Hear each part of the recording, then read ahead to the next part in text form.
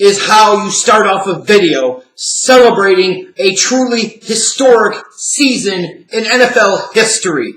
We've had 20 organizations combined to win the 51 previous Super Bowls. We've only had 4 teams ever not make it to the Super Bowl. Of course, the Cleveland Browns being one of those because it only seems right. But ultimately, finally, the Cleveland Browns have done what they have failed to do before, but have deserved to do for so long. That is kick down that damn door, shatter that glass basement floor, and say, screw you, 2008 Detroit Lions. The 2017 Cleveland Browns are here, bitches, and we're taking our rightful place in the 0 for 16 club as the worst team in NFL history. I mean it. This is something to celebrate, not be ashamed of, not be discouraged by. Only a select few could truly say they are this bad. So many people forget who makes the playoffs year in and year out. So many people forget who the Super Bowl loser was, unless you fail to hand off the ball to Marshawn Lynch at the 1-yard line. But everybody, and I mean everybody, that knows the National Football League, has ever paid attention to the National Football League, knows when a team goes 0-16. Ask the Detroit Lions 9 years later, everybody still remembers. And here we are in 2017, and the Cleveland Browns have joined that oh-so-exclusive fraternity of the awesomeness of the magnitude of their suckage, and it is magnificent. We have watched since they've come back into the league since the start of the 1999 season, and they turned the dog pound into a puppy park, where the bark was almost non-existent, and there was absolutely no bite. And the biggest fear of all you had is maybe they would pee down their legs a couple of times. 0-16. Think about how magnificent that truly is. When you talk about bottoming out and truly cratering, it does not get any lower in the abyss of the sewer of the skid marks of the NFL than going 0-16. And then, to follow that up, talking about 1-31 over 2 seasons under Hugh Jackson, 4-44 over the last 3 seasons. The Cleveland Browns have taken their rightful place beyond question as not only the worst team in the AFC North, not only the worst team in the AFC, not only the worst team in the National Football League, but by far beyond a shadow of a doubt, unequivocally, undeniably, the absolute worst franchise in North American professional sports. And that deserves celebration, because all these people can fight to be the best, but it takes a special kind of suck to be the unquestioned worst. Now, if you're a Cleveland Browns fan, and specifically if you actually live in the city of Cleveland, number 1, my sympathies to you. Number 2, I understand you might want to give up on this team. You may want to give up on life.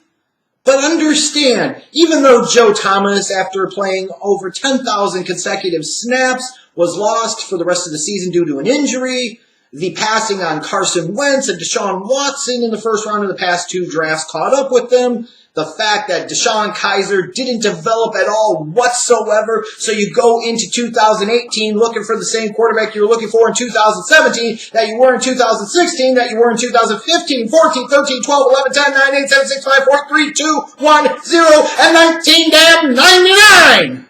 All the way back to the fateful decision of saying early on in the evaluation process, as a new expansion team, we will eliminate Donovan McNabb early from consideration as we decide between Tim Couch and Achilles Smith. Oh, that was a good one. I realize you might just want to end it all, but don't. Because someday this will all be a distant, funny memory. As a Chicago Cubs fan, I promise you, if after 108 years the Chicago Cubs, the lovable losers, can finally win a world championship, so too can the Cleveland Browns someday win a Super Bowl. Stay with it! I realize your city is crap, it smells like crap, and the football team that you root for ultimately is crap, the creme de la crap, the one true SKIDMARKS of the National Football League and the North American professional sports scene. But all hope is not lost. If the Cubs can do it, hashtag you can too. And you look to the future. Myles Garrett, your number 1 overall pick, he showed some flashes that he could be a big-time difference maker. David Njoku, another one of your first-round picks, he showed some flashes that he could be a future big-time playmaker at the tight end position. After the last couple of seasons of his career being up in smoke, Josh Gordon came back. He put down the peace pipe. And now you've got an explosive weapon on the outside. If he can stay dry, if he can stay clean, if he can avoid dropping hot, things aren't so bad. Sashi Brown got fired.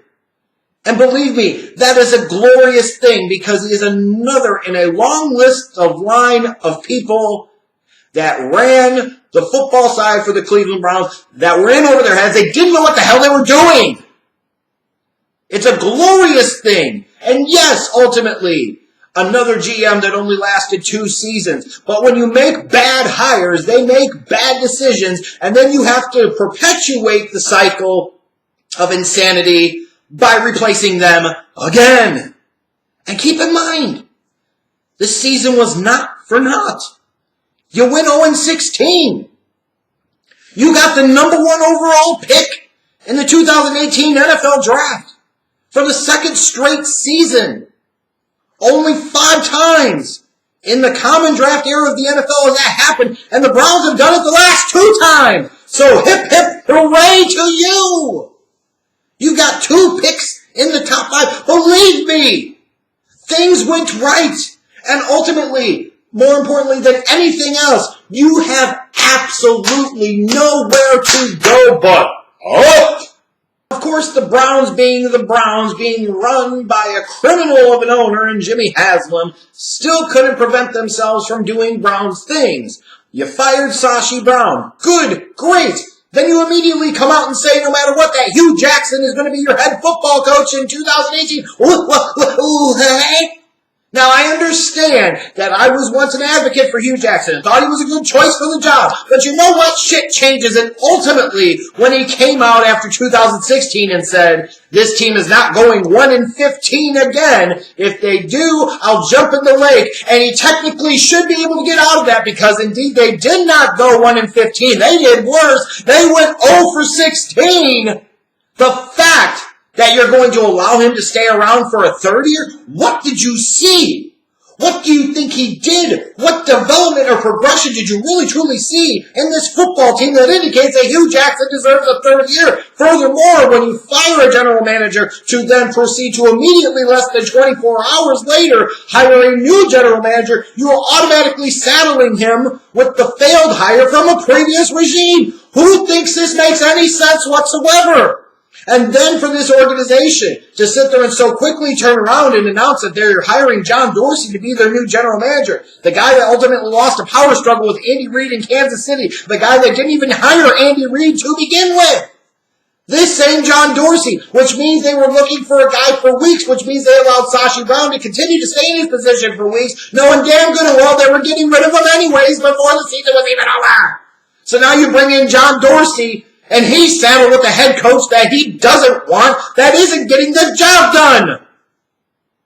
Even in a season of so much promise, of potential, of, oh my God, it can't possibly get any worse, Jimmy Haslam just can't get out of his own damn way and tries to do stupid things because that's what stupid people and stupid organizations do. So the John Dorsey experience officially begins as we close the door on 2017 and the history that was made and look ahead to 2018 and beyond. I don't know if he was the perfect choice, but he was the choice the Browns made. And for John Dorsey, he's coming into a great situation. $108 million in salary cap space, a buttload, a true buttload bevy of draft picks. The Browns should be a real power player in the 2018 NFL Draft. Because you've been such a crappy team, you don't have the pressure of re-signing a bunch of your guys and tying up a lot of that available cap space into them. You have the flexibility to totally remake this roster in your image, in your likeness, in your vision, with no pressure to produce because nobody else has. You have nowhere to go but up. If you affect any type of change, any type of turnaround at all, like Dorsey was a part of in Kansas City with Andy Reid, you will be thought of as a semi-god, if not a full and complete god. It's that simple. What's John Dorsey going to do with all that cap space? When you look at the Browns roster first, to me, the number one priority is to give Joe Thomas a long-term extension. And I know people are going to say he's in close to his mid-30s. He's coming off of that arm injury that he missed the season for. He's under contract for a couple more years. No. There comes a point in time where you have to recognize Joe Thomas for all of his years of loyalty, for all of his years of staying, for all of the years of pure unadulterated shit of the skid marks that he has put up with. You need to make a statement and say, this is still Joe Thomas's football team, and we're going to take care of those that have taken care of us over the years. You need to make sure beyond a shadow of a doubt that Joe Thomas spends his entire career in Cleveland, so someday when he goes on to be a first ballot Hall of Famer, he will be the first Hall of Famer for the new Cleveland Browns organization. Period. That's the number one thing to do. Reward Joe Thomas. But outside of that, you might look at potentially extending Duke Johnson. Maybe you don't, depending on what comes in the draft. I believe Isaiah Crowell is a free agent. I see some people talk about he's not that bad. You know what? Bullshit. He's not very good. He is a limited player that you get limited production out of, period. Period. So I don't see where there's any urgency to bring him back. What the Browns have to do is selectively choose their spots to throw some money around in free agency, because ultimately you're going to have to overpay guys to come there.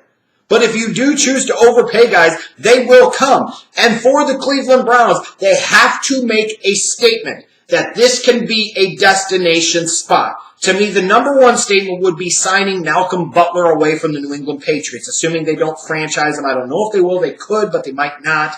He would represent a big upgrade at the corner position. You're bringing in a guy with championship experience. He has 2 Super Bowl rings in his repertoire. You need that type of guy on your defense to provide some leadership, some experience, some championship experience, somebody for others to model themselves off of and to learn from. Then you need to go get an explosive edge rusher opposite of Myles Garrett. DeMarcus Lawrence is set to hit free agency. Is Jerry Jones going to let him go? Are they going to try and franchise him, or are they going to be too cap restricted to be able to do that? I don't know. But if he's available, the Browns need to pounce. I realize he had a monster season in the contract year, and you worry about guys like that, especially when they take more money to go to crappy teams.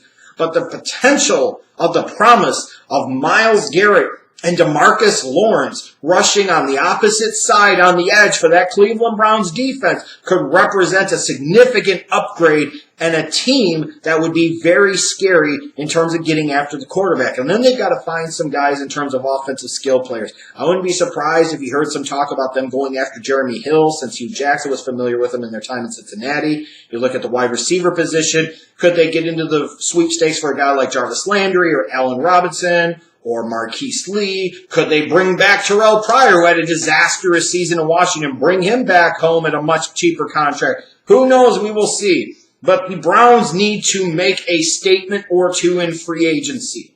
Sure, they'll bring in other players at lower contracts and probably have to overpay most of them. That's the reality of the situation. But to me, I look at a guy like a Malcolm Butler and or DeMarcus Lawrence, and I say those are the type of guys that will make a statement to that locker room, a statement to that fan base, to that city, within that organization, and throughout the National Football League, that the Browns are going to be players once again.